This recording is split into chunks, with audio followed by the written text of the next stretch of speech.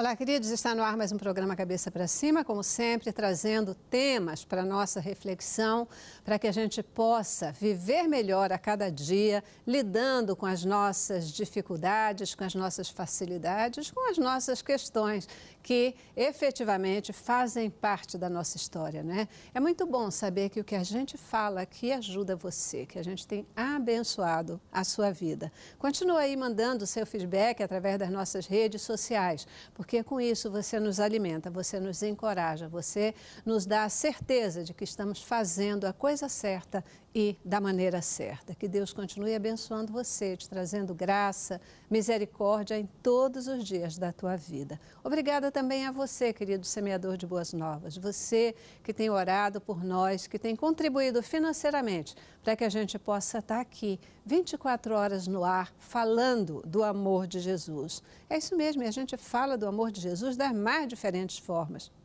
Quando a gente fala da saúde, quando a gente fala da alma, quando a gente fala do espírito, não é mesmo? Que o Senhor te abençoe e te guarde, que Ele continue reconhecendo o teu espírito, aquilo que está dentro do teu coração e a tua motivação para semear no reino de Deus. A todos vocês, graça e paz e muitíssimo obrigada pela companhia.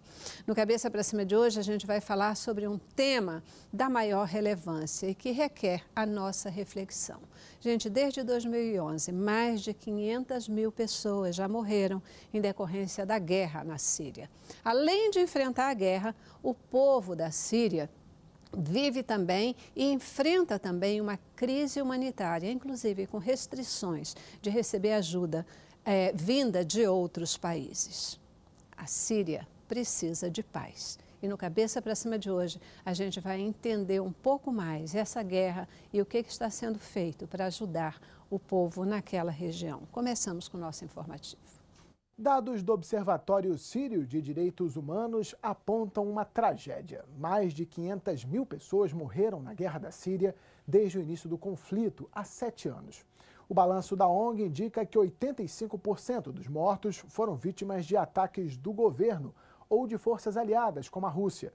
O conflito, que se arrasta desde 2011, já fez com que milhões de pessoas, mais da metade da população do país, antes do conflito, deixassem suas casas. Nas últimas semanas, intensos combates seguem em várias regiões, como Guta Oriental, perto de Damasco, e Afrin, perto da fronteira com a Turquia. Apesar da Organização das Nações Unidas ter aprovado um cessar-fogo para a região, ele não foi colocado em prática pelas partes envolvidas, nem mesmo durante as 5 horas diárias que os russos se comprometeram a respeitar uma trégua humanitária. Enquanto isso, o mundo assiste a um dos maiores conflitos contemporâneos que parece longe de um desfecho. Você tem acompanhado, você tem visto pelo menos algumas fotos que têm aparecido aí nas redes sociais, de um modo geral, a respeito da Síria, quantas crianças, quantas pessoas sendo mortas, e a troco de quê? A troco de quê? A Síria precisa de paz, a Síria precisa da sua oração, precisa da sua intercessão. Hoje a gente vai conversar sobre esse tema, entender um pouco mais e entender também o que organizações missionárias estão fazendo para, de uma forma ou de outra, ajudar aquele país. Para falar sobre esse tema, tenho o prazer de receber aqui no estúdio o Ronald Lopes, ele que é historiador e teólogo. Muitíssimo obrigada por estar aqui com a gente, sempre para nos ajudar a entender um pouco mais sobre a história. Obrigada mesmo. É verdade, Celeste. Eu que agradeço, né, mais uma vez, estar participando desse programa. Eu acho que é um tema que está dando uma polêmica, uma polêmica pejorativa, porque o pessoal está olhando essa guerra e está interpretando de uma outra maneira. A gente vai tentar desmistificar um pouco isso daí, porque, enfim, tem muita coisa para a gente falar. Isso aí, vamos entender, né? Quanto mais a gente entende, mais fácil fica de se colocar no centro da questão, né? E interceder por esse povo, né? Por quem está sofrendo, por quem está atacando também, né? Para que Deus toque o coração deles de uma forma ou de outra. Também conosco no programa de hoje, Adalberto Rangel Silva, teólogo, missionário e presidente da ONG LAR. Obrigadíssima por estar aqui também. Agradecimento é meu de estar voltando aqui e está debatendo, como o Ronald falou, algo que tem ganhado aí repercussão de uma maneira que não deveria, né? Então a gente agradece a oportunidade de estar falando, e principalmente para o povo cristão, que é o momento da igreja se levantar em oração e em ação, né? Porque a solução está nas mãos de Jesus. Muito obrigado aí pelo convite. Nós é que agradecemos a sua presença. E completa o nosso time de hoje o Davi Barreto, ele que é pastor e missionário. Obrigadíssima também por estar aqui com a gente, Davi. Alegria nossa, gratidão é nossa. E esperamos poder trazer um coração que esteja atento à situação da Síria e orar e fazer uma diferença como igreja, com ações também. Verdade, né? Porque a gente ouve as notícias, a gente vê as fotos que aparecem aí nas redes sociais. Meu Deus, que tristeza, né? Especialmente, é claro que o nosso coração se compadece com os adultos também, mas quando a gente vê, muitas vezes, aquelas crianças ali sendo mortas, sendo feridas, sendo abandonadas, e a gente diz assim, o que eu posso fazer, né? Como eu posso ajudar? Talvez hoje vocês possam trazer aí um caminho até de orientação, porque é como vocês estão falando, a Bíblia nos incita a vigiar e orar, né? Isso significa orar e agir, né? Então, o que a gente pode fazer além de orar, além de pedir a intervenção divina, mas o que a gente pode fazer em todo esse sentido? O que está acontecendo na Síria, afinal de contas? Uma guerra que não acaba, uma guerra aí que está quase que se perpetuando com tantas mortes.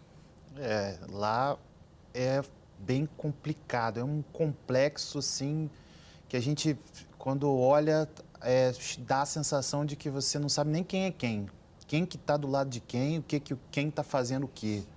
Porque essa guerra, ela começa, é uma guerra civil, né? Ela começa lá bem antes, 2000, ela já vem desenhando um esboço de guerra, né? A gente tem ali o governo. Eu vou tentar explicar, assim, um pouco, Celeste, de modo bem resumido, para a gente fazer uma aproximação, pelo menos, né? Na Síria, o que está acontecendo são dois grupos. O primeiro grupo é o governo, o segundo grupo é um grupo B, que eu vou falar assim. Esse governo da própria Síria. Esse governo da própria Síria, ele é um governo ditatorial, né? Bashar al-Assad, que é o presidente, digamos assim, ditador, que está lá no poder desde 2011, até antes, porque o pai dele já estava lá governando, desde 2000. E quando chegou em 2011, houve um episódio. A Síria já estava num barril de pólvora, porque estava sem saneamento básico, sem moradia, sem condições sociais, enfim. Todas as mazelas já estavam instaladas lá. E chegou em 2011 e aconteceu um episódio, que foi o estopim da guerra, né? Dois adolescentes, eles picharam o muro da escola por conta disso, por causa dessas condições. E a polícia prendeu eles, a polícia síria. Prendeu eles e torturaram eles, e um deles foi à morte. E isso teve uma repercussão, obviamente que não é por causa disso, mas também, né? Mas isso foi o rastro de pólvora. Uhum. As pessoas começaram a ir nas ruas, protestar, aí não só pelo episódio dos meninos, mas pelas mazelas sociais, pelo governo autoritário.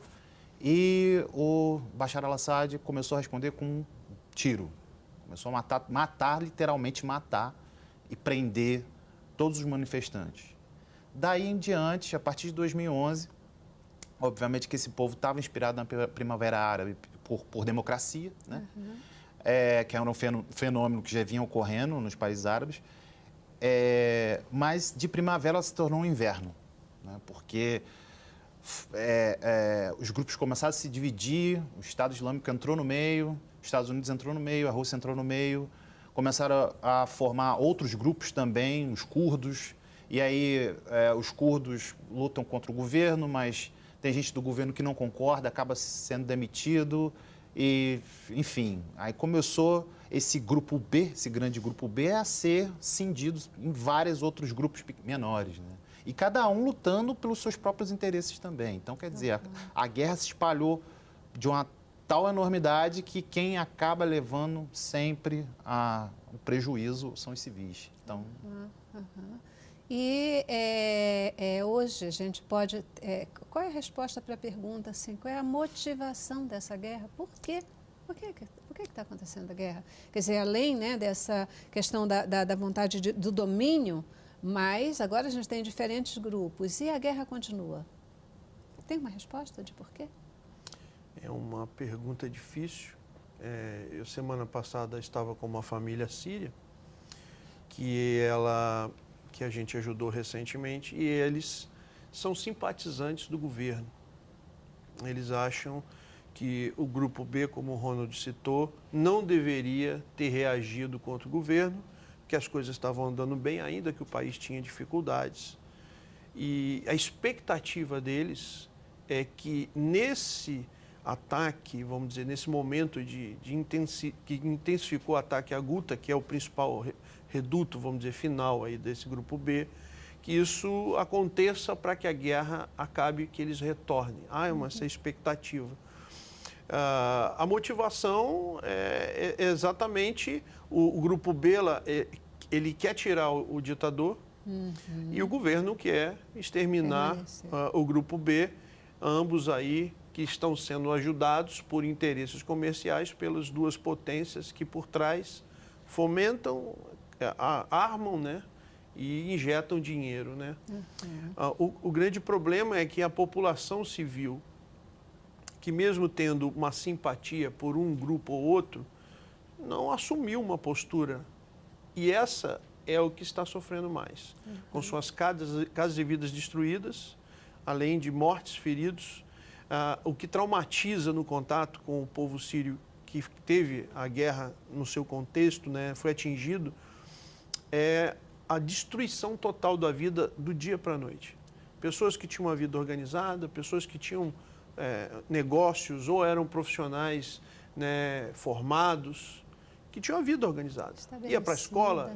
Um dos detalhes, um dos relatos de um menino dessa família, ele falou, minha mãe foi me levar na escola e de repente uma bomba caiu próximo, um estilhaço passou perto do meu ouvido e a gente se escondeu numa casa. De uma hora para outra, acabou a vida, acabou o sustento, o trabalho, a escola acabou.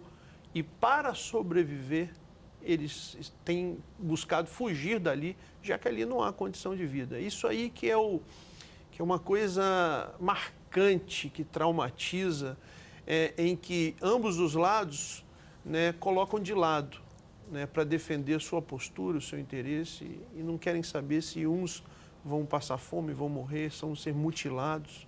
Isso é uma coisa terrível. Quer dizer que é uma briga, né, por um domínio do país, enquanto isso o povo perde os seus direitos, perde a sua condição de vida, começa a querer sair desse país para ir para outros países e a gente enfrenta a crise mundial aí com relação a refugiados e aí a coisa fica absolutamente complicada, né? Absolutamente complicada. Eu estive agora na Turquia e na Grécia, em Lesbos, em um canal, como se fosse um canal de travessia, comparando Niterói e Rio de Janeiro. Dependendo do ponto, pode ser de 30 quilômetros ou 10 quilômetros, depende do ponto de onde sair, as pessoas atravessam com o barco. E eu fui num lugar chamado Cemitério de Coletes. Então, eu fiquei bastante entristecido na hora quando eu cheguei lá. Eu trouxe algumas fotos desse lugar, chama Cemitério, e em torno de 60 mil coletes aqui, 65 mil. Ano passado eu tinha em torno de 600 mil coletes, um grego estava me falando. Então, bateu aquela tristeza naquele local e, assim, um olhar de Deus trouxe para mim, Davi, esses coletes, você está pensando em morte, mas esses coletes representam esperança. As pessoas estão passando fome e guerra, as pessoas estão sendo abusadas, as pessoas estão sendo destruídas. Isso foi a primeira lição. A segunda, imediata, isso aqui, tudo isso que você está vendo é fruto de um coração perverso, um fruto de um coração pecaminoso, fruto de um coração caído, que tem a tirania como alvo, em busca do poder. Então, tudo que vemos com essa guerra na Síria são pessoas que perderam tudo porque homens querem poder. A gente trabalhou com uma menina da Síria. Ela estava na faculdade dele, está contando. Ela estava na faculdade, fazendo farmácia, e de um dia para o outro a bomba caiu. Ela teve que largar tudo, sair tudo. A família enviou ela como refugiada. Esse canal eu paguei 7 euros para atravessar. Ela pagou em torno de 2.000 euros para poder atravessar esse canal. Uau. Então as pessoas pagam 500, 300, 5.000 para poder atravessar esse canal em busca de esperança. Fruto exatamente dessa guerra, que é fruto de ganância. Eu quero poder, eu quero dominar, e esse é meu nome, está em jogo. Então isso é muito que tem acontecido com a Síria. Sem dúvida alguma, né? A gente percebe e é nítido que essa busca de poder, essa busca de ganância, esse coração endurecido do homem, né? Porque é o próprio país que está sendo destruído, o próprio país que está sendo destruído, e de repente ninguém se importa com isso. O que importa é a detenção do poder, é a conquista do poder. É uma loucura, né? E quantas pessoas se aproveitam nessa hora? Como você diz, uma travessia que pode custar 7 euros, vira 2.000, vira não sei o quê. Por quê? Porque alguém vai se aproveitar da necessidade das pessoas, né?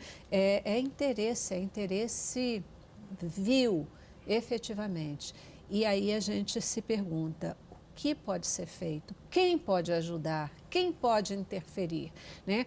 Os outros países que se aproximam da Síria, qual é a efetiva interferência e mecanismo de ajuda que eles podem oferecer?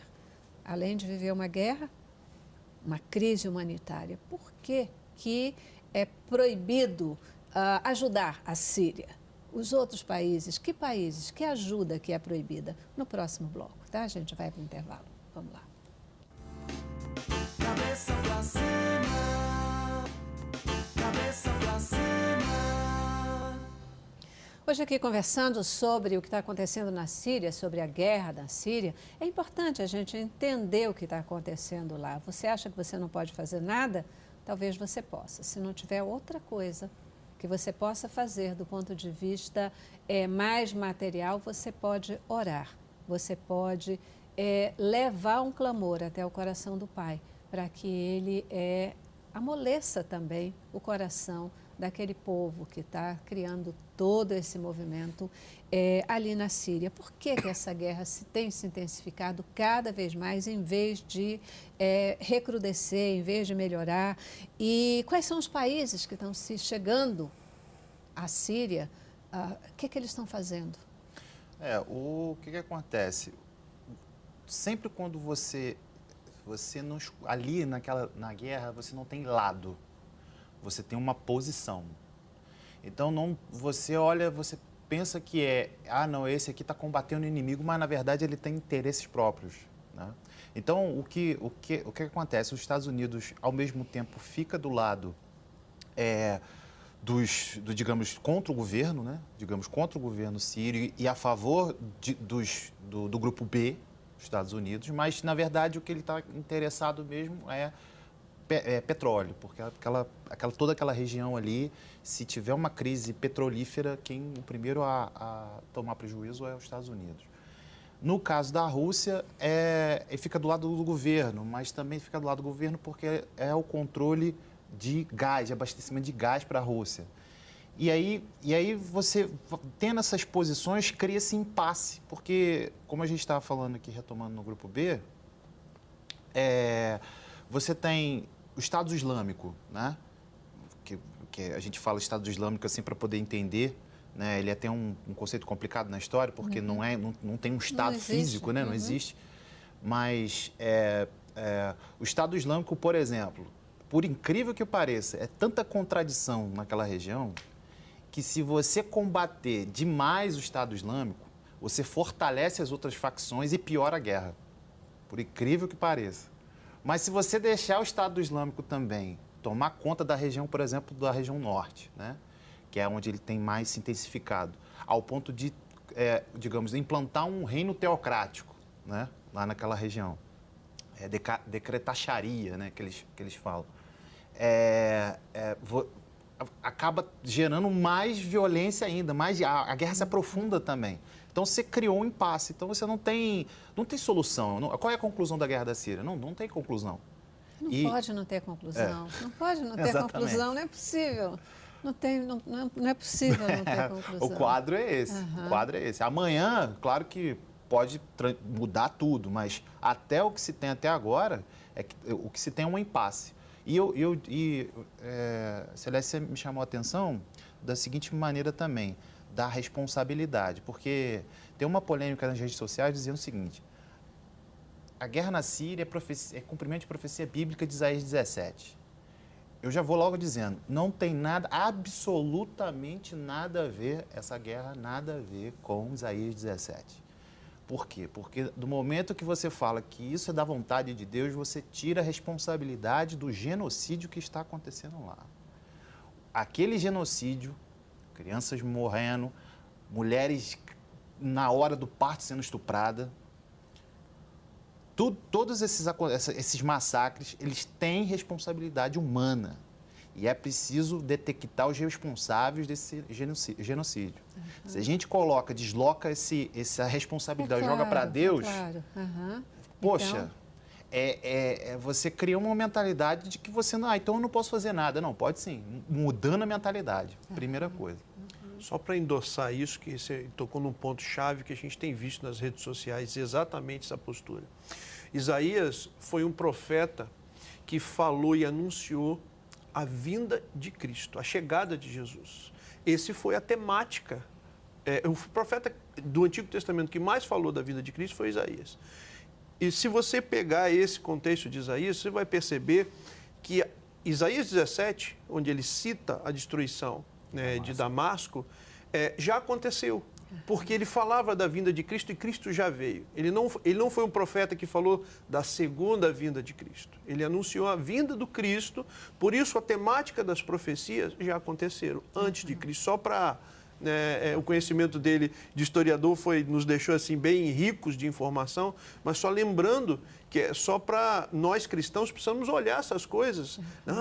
Damasco está ali. Não é a vontade de Deus que Damasco seja destruído. E aí as pessoas, especialmente em redes sociais, elas pegam um negócio desse, leem um negócio desse, começam a reproduzir sem entrar no mérito, sem estudar, sem analisar, nem nada, e começam a criar uma corrente que não tem nada a ver. Esse é o ponto que vocês estavam chamando a atenção no início do programa, de que vamos esclarecer o que está acontecendo lá, e porque tem muita coisa falsa correndo por aí. Esse é o ponto que vocês estavam chamando a atenção, da questão de que entra-se por uma corrente de dizer que é uma profecia bíblica, validando o que está acontecendo lá, em detrimento da guerra civil, da falta de humanidade, dos corações endurecidos. Era isso? Principalmente na questão do castigo. Não sei se você viu isso também. Não, eles merecem ser castigados. Se a gente entrar por merecimento, eu acho que nós merecemos, o Brasil merece mais castigo do que eles. Opa! Porque é um país que se diz cristão e é um país campeão de prostituição, de corrupção. Então, se é por merecimento, nós estamos ali no top 1 do castigo divino. Mas foi muito bom você citar, porque a gente é levado a nos achar, nós somos melhores. Não somos melhores. Nós carecemos da graça e eu acho que sobre nós há um peso maior, porque nós manejamos as escrituras sagradas. Nós sabemos quem é o Messias. A maioria daquele povo não sabe, precisa descobrir ainda. E por descobrir que nós já descobrimos, nós deveríamos ter outra postura, que nós não temos. E a gente já viu que o amor de Deus não é esse amor que pune dessa forma, que destrói, de jeito nenhum, De jeito nenhum. Por que... Desculpa, fala. Normalmente, quando as pessoas focam nessa profecia, ela tem um olhar só para a volta de Cristo. Ela fala assim, não, então vou esperar o Cristo voltar e eu perco todo o meu agir de compaixão, de cuidar da minha responsabilidade dentro das nações. Então, eu tiro o meu corpo fora e falo, não, Jesus está voltando, não tenho o que Perfeito. fazer, e é isso. Então, Foca na volta e esquece do sacrifício, né? todos nós queremos a volta, quanto mais rápido ele voltar, e trabalhamos por isso, vivemos por isso, a volta gloriosa do Senhor, mas sabemos a nossa responsabilidade como igreja, como cidadãos, de fazer a diferença, de amar o próximo, sendo cristão ou não. Eu, como imagem e semelhança de Deus, eu tenho que trabalhar em prol de ajudar o próximo que eu vejo numa situação dessa. Que tipo de trabalho vocês estão, como agentes missionários, que tipo de trabalho é possível fazer? Qual é o papel da ONG Lar, por exemplo, nesse processo? O Lar ele tem hoje, basicamente, as seguintes linhas de ação. Primeiro, ser uma voz de mobilização e trazer a verdade, porque tem outra coisa circulando nas redes sociais, lançado por aqueles que não querem que a guerra acabe. São atores, já ouvi aí. Não são atores que isso não tem nenhuma guerra. Então, o Lar quer ser voz dos que não têm. Nós fazemos viagens periódicas de ajuda a trabalhos missionários que estão em países fronteiriços. Por quê? Nem dinheiro chega hoje na Síria. Aliás, a ONU não conseguiu nem medicamento que chegasse. Porém, um contingente grande dessa população, ela fugiu e está estabelecido em condições precárias demais em países da fronteira com a Síria. Então, ali há algumas organizações missionárias que estão ajudando e precisam de suporte nosso como cristão. Então, o Lar leva ajuda, viaja periodicamente e envia ajuda financeira. Também fazemos conexão de vocacionados, voluntários que querem servir e a gente conhece e faz a ligação para que vá servir em organização séria, que desenvolve um trabalho sério. E a gente também faz um trabalho de treinamento, de capacitação, de palestras para a igreja sobre esse contexto e temos uma casa de acolhimento que ajuda refugiados aqui no nosso país. A gente tem um programa de acolhimento em que a gente oferece casa, comida, todos os custos, né? Energia, internet, aula de português, apoio na parte médica. A gente já teve acolhimento de uma refugiada do Iraque, que chegou com problemas médicos, então a gente deu todo esse tipo de suporte. Esse programa tem o planejamento de, em um ano, inserir o refugiado no contexto de trabalho e na sociedade, falando português, em condições de trabalho. Porém, teve um refugiado sírio que demorou 1 ano e 8 meses. E, quer dizer, não há um prazo rígido, há 1 ano você está... uma meta que é um alvo, né? É viável para a pessoa retornar uma qualidade de vida, sem dúvida nenhuma. Então, esse é a nossa linha de ajuda, sempre lembrando que hoje, na situação daquele contexto lá, se a gente se comprometer em ajudar quem já está lá na fronteira, é algo muito bom, porque deslocar aquelas pessoas para outros lugares vai gerar mais dificuldade. Então, eu estive numa cidade onde a gente vai quase todo ano, que é fronteira com a Síria, na Jordânia. Lá numa cidade de 50 mil habitantes, que hoje tem 150 mil habitantes. Mais de 100 mil refugiados, que não podem trabalhar, que não têm casa, que recebem uma ajuda de custo muito pequena do governo da Síria, do governo da Jordânia, e não conseguem sobreviver. A maioria são muçulmanos, onde as famílias têm muitos filhos, 10, 9, não tem condição nenhuma. Então, essas organizações têm feito um trabalho excelente, mas precisam de ajuda, porque eles já estão ali, ajuda financeira, ajuda de gente, ajuda de material. Então, eu acho que hoje é a principal forma de nós ajudarmos. Porque se a gente quiser deslocar mais ainda, a gente gera mais problema. Então, se deslocaram, vamos ajudar nesse contexto já periférico da Síria, onde a ajuda pode chegar. A gente tem um videozinho mostrando o trabalho da ONG Lar, ali na Síria. A gente vai ver esse vídeo e aí depois eu quero que você fale um pouquinho como que as pessoas podem efetivamente ajudar, fazer essa contribuição, né, ou financeira, ou como você diz, e até das pessoas mesmo, se doar, se voluntariar para poder ajudar. Vamos ver o vídeo.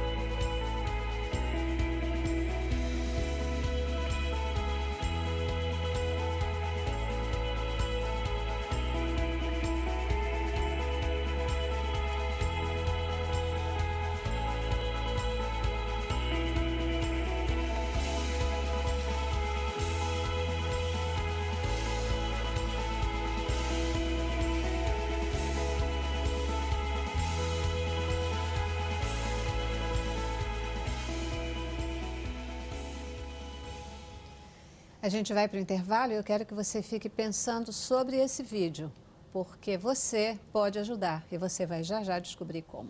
Vamos para o intervalo. Cabeça pra cima, cabeça pra cima. É incrível, né? Uma coisa assim, eu confesso para você que me emociona ver a bandeira do Brasil ali presente, né?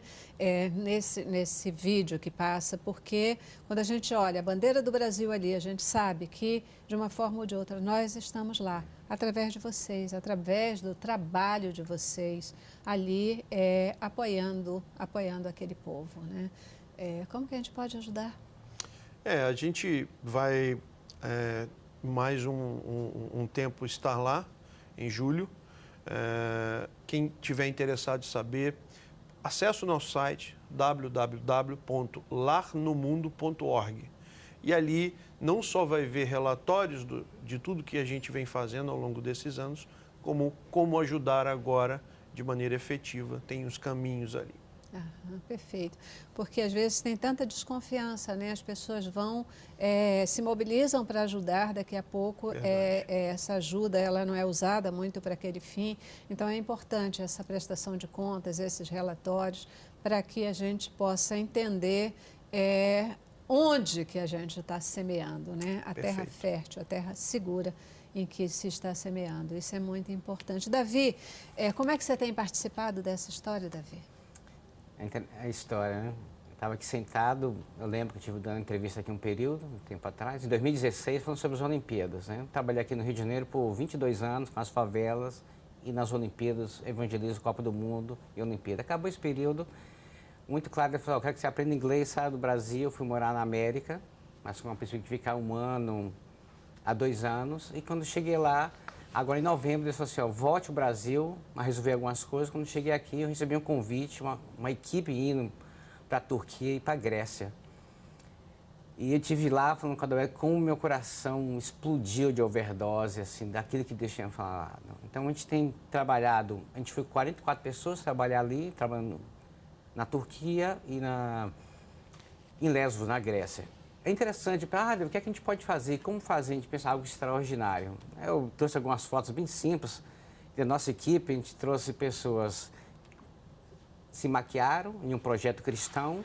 Eles têm lá 10 máquinas de lavar em frente ao campo de refugiados para lavar e secar. E nesse período, enquanto as famílias estão lavando, fica ali parado. Só que os brasileiros chegaram, assim, americanos. Tá ali, quando os brasileiros chegaram, o brasileiro chegou o quê? Com maquiagem, pintar a unha, cortar cabelo, abraçar. Você falou de brasileiro, o brasileiro chega num lugar e muda o ambiente, o negócio é assim. A minha esposa teve uma experiência muito rica com essa menina, de forma muito simples. Essa menina chegou com a unha toda suja, a minha esposa começou a limpar, uma criancinha da Síria. Aí minha esposa limpou e aí começou a pintar de rosinha as unhas da criança. A menina fechou a cara para minha esposa, para Guta. Aí Guta chamou a mãe e falou assim, por que ela está zangada? Porque ela não gosta de rosa, ela gosta de vermelho. Minha esposa fez amizade com a criança, com a mãe e perguntou, famílias grandes, e seu esposo, seu filho?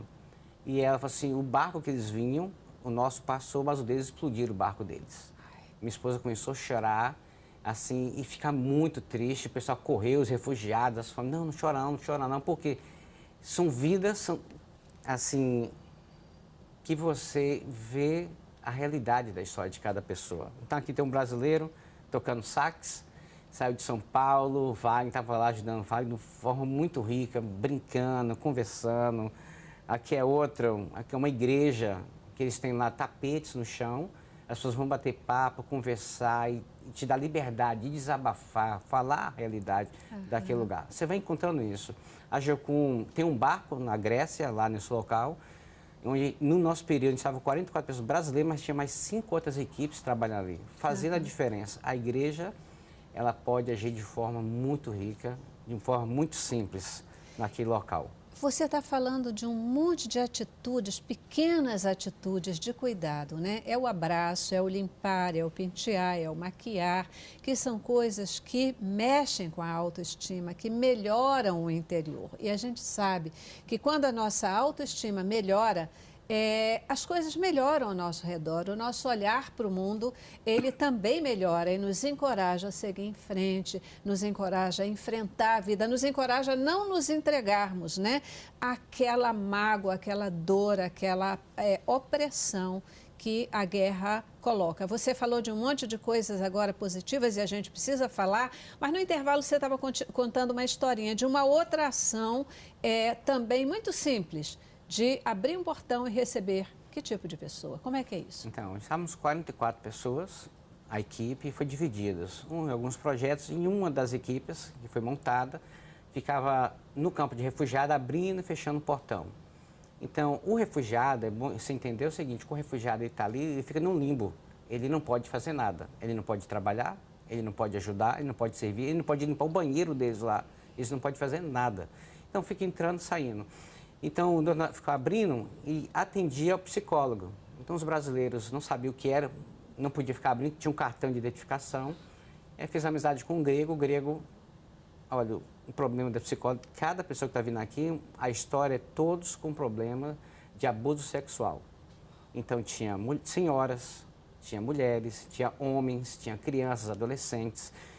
O trauma da guerra, ele não é só uma bomba que cai, é todo um contexto. As pessoas se tornam brutas, as pessoas se tornam assim, más para destruir as outras.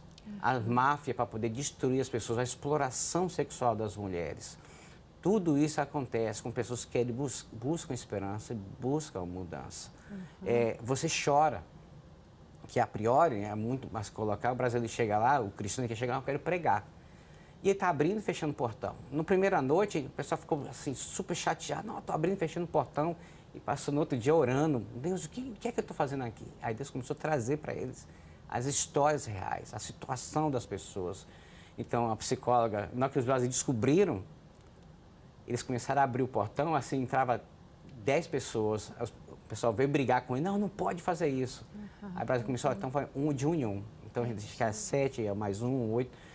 Para ajudar, esse papel nosso de ajudar, de orar com as pessoas, conversar, deixar as pessoas desabafar, uma criança ali é algo que faz a diferença. A gente tem aprendido, né, e a psicologia mostra isso de uma forma muito contundente, que pessoas, por exemplo, que foram abusadas, são potenciais abusadores no futuro, né? Essas pessoas que acabam violentadas, tendo o coração endurecido, elas começam a endurecer e reagir de forma diferente para o mundo. Daí a importância da gente cuidar. Muitas vezes a gente acha que falar do Evangelho de Cristo é pregar a palavra, né? É tipo assim, é falar da Bíblia, é proclamar o Evangelho. A gente esquece que fazer carinho, alimentar, cuidar é também proclamar o Evangelho. É só olhar para o nosso modelo.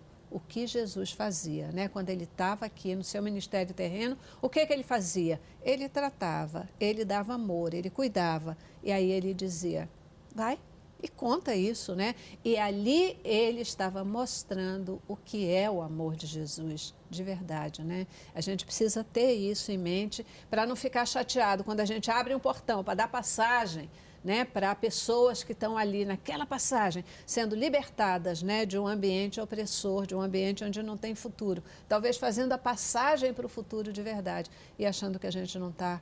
Vim fazer o quê? Não estou falando de Jesus. Uau, não é bem assim, né? Só lembrando que quando um cristão abre o portão, é Jesus que está abrindo o portão.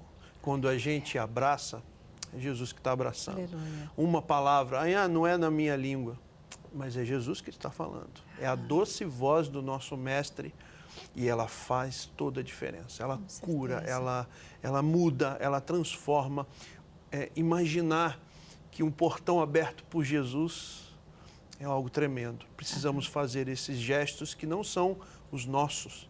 É o do próprio Senhor que escolheu habitar em nós e nos usar. Agora ele continua fazendo. Continua fazendo. A gente só precisa se disponibilizar. O nosso tempo está avançado, mas eu ainda quero fazer uma pergunta aqui para o nosso historiador.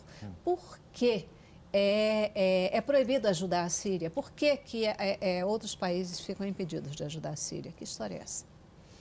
De uma forma bem sintética, eu diria o seguinte, a ajuda humanitária ela é interditada porque um país e outro acham que aquilo não é ajuda humanitária efetiva. São rebeldes, infiltrados, que ora acontece, mas ora não.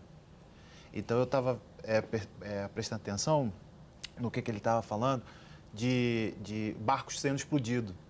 Que é isso que acontece. Eles acham que aquele barco tem exército inimigo, digamos assim, né? Ou o exército da Síria, ou o exército republicano democrático, enfim, ou os curdos infiltrados, então vão lá e explodem mesmo. Só que, na verdade, às vezes é um grande civil. São barcos civis, né? Esse foi erro de os dois lados, tanto dos Estados Unidos como da Rússia, né? Porque não tem isenção de inocência aqui, presunção de inocência nessa guerra. Tudo complicado, muito complexo. É isso aí, mata, né? Porque pode ser o inimigo. Então, exatamente. Não quer nem saber. E aí, nesse contexto, são famílias inteiras, né? Que perdem a esperança de um minuto para o outro. E é muito bom que a gente tenha pessoas lá podendo restabelecer essa estrada, esse caminho da esperança, né? Que Deus abençoe vocês. A gente vai para o nosso último intervalo já. A gente volta já para os comentários finais. Vamos lá. Cabeça pra cima, cabeça pra cima. E aí, você está pronto para participar dessa guerra que está acontecendo na Síria? Porque você pode, de onde você estiver, né? Você pode orar, você pode ajudar financeiramente, você pode ajudar indo até lá e fazer parte desse exército, que a gente pode sim chamar de exército da salvação, né? As pessoas que querem ajudar, querem ir até lá, participar de um projeto como o que vocês têm feito, elas têm que ir e ficar por muito tempo. Como é, por exemplo, um profissional, né? Um profissional liberal, um psicólogo, um médico, uma pessoa que não tem profissão nenhuma, digamos assim, mas ela diz, estou aqui, quero fazer alguma coisa, quero abrir e fechar portão, portão. Pode ir? Como é que é essa história? Então, a gente tem algumas organizações fazendo esse tipo de ida, a própria Jocum, com o Lucas, que agora se estabeleceu lá no Oriente Médio, ele tem ido 2 vezes por ano, levando grupos que querem somar. A nossa organização, hoje, por causa do contexto aonde a gente vai, é um contexto muito complicado. A gente não tem como levar voluntário ainda. Né? Por quê?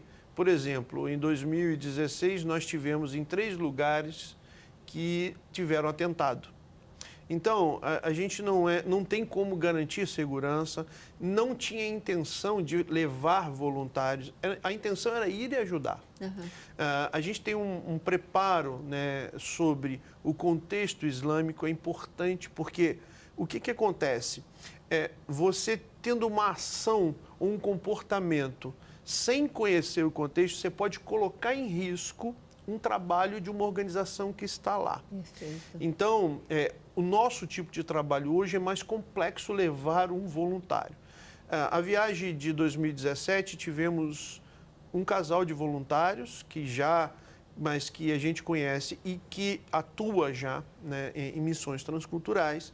E esse ano nós levaremos também 4 pessoas que não são da nossa organização, mas que já atuam e num contexto transcultural. Então, não é muito simples, mas existem a estrutura, por exemplo, da Jocum, da viagens de 2 vezes por ano, é uma estrutura já preparada, vai num contexto da Turquia, que não é um país islâmico, é um país laico, apesar de ter maioria islâmica, então tem uma certa, um pouquinho mais tranquilo para ir. Eu recomendaria muito alguém que está nos assistindo e que está sentindo esse desejo de doar um pedaço de suas férias. A sugestão é essa, doe um pedaço de suas férias, mas procure uma organização que saiba o que está fazendo, que vai te dar direção, que vai ter gente que está capacitada e habituada a fazer isso, para que não transforme uma ajuda em problema. Eu queria só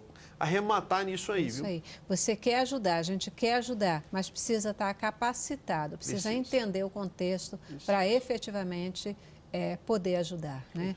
Davi, já encaminhando com sua despedida aí, tá bom?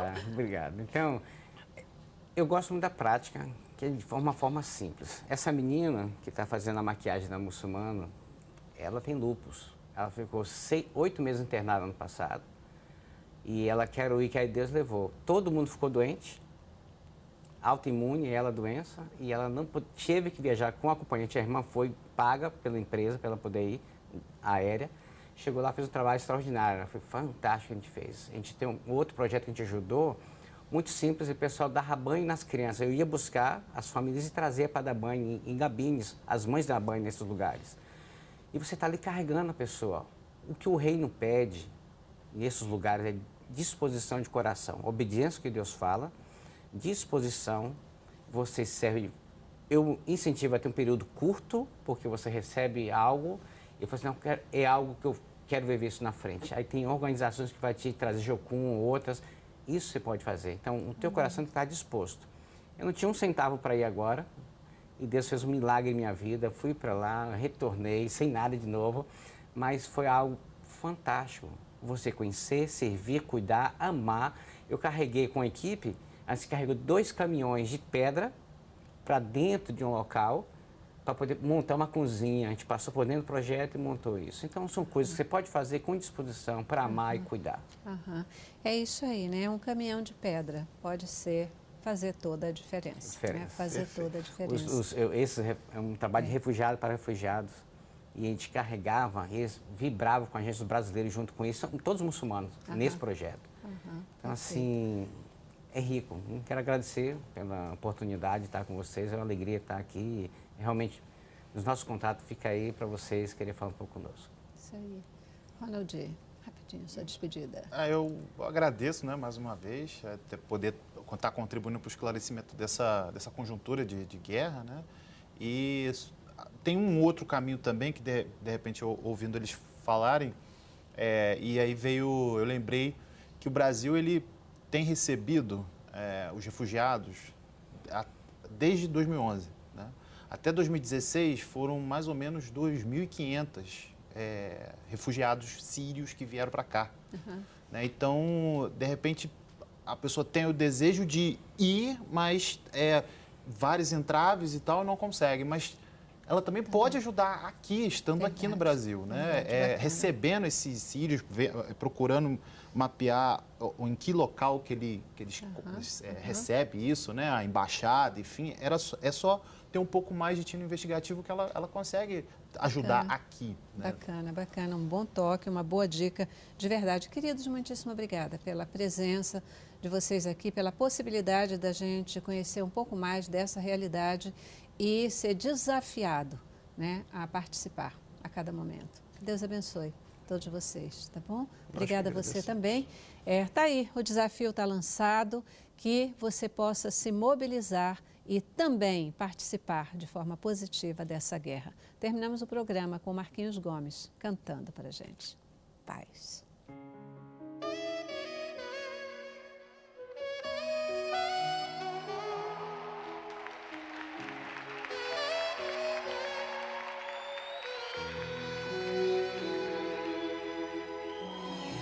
Se tudo está difícil, a multidão já te cansou.